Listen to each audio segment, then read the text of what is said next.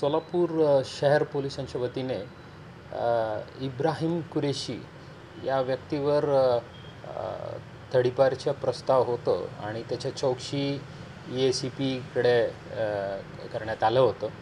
त्या दरम्यान संबंधित व्यक्तींनी पोलिसांना EACPना विनंती केलं होतं ते कोर्टात जाणार आहे याच्या विरुद्ध, या प्रकरणाच्या विरुद्ध, आणि त्यामुळे त्यांना 3 महिन्याची स्थगिती पाहिजे म्हणून।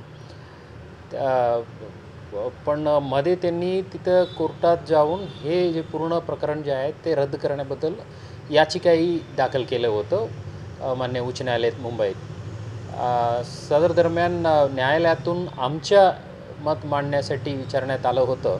त्यात EACPकडून जे सादर केलं होतं अहवाल, त्यात स्पष्ट होतं की त्यांनी जे 3 महिने मागितलं होतं स्थगिती, ते 3 महिने दिलं नाही, पण त्यांना त्यांच्या बाजू मांडण्यासाठी आणि त्यांच्या बाजूचा पुरावा सादर करण्यासाठी वेळ दिलं होतं।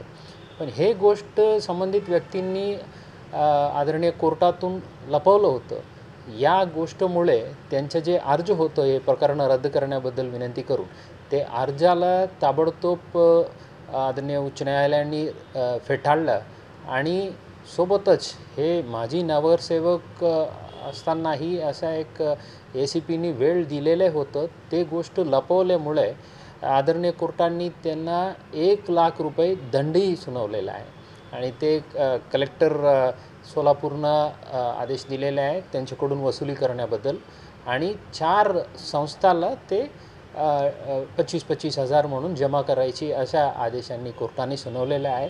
हे असं जे लीगल प्रोसिजर्स जे आहे त्यात पोलीस प्रोसिजरली प्रॉपर फॉलो केलं तर आदरणीय कोर्टातून आम्हाला अशा एक आदेश मिळालेले आहेत। हे खूप चांगली गोष्ट आहे आणि अशा जे व्यक्ती आहे फॅक्ट्स लपवून कोर्टासमोर जाण्याचे जे प्रकार जे आहे ते कमी होण्याची शक्यता आहे।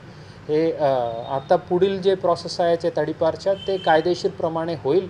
त्यांना जे संधी द्यायची ते देणार आहेत आणि योग्य निर्णय DCP कार्यालयामार्फत आदेश पारित करणार आहे।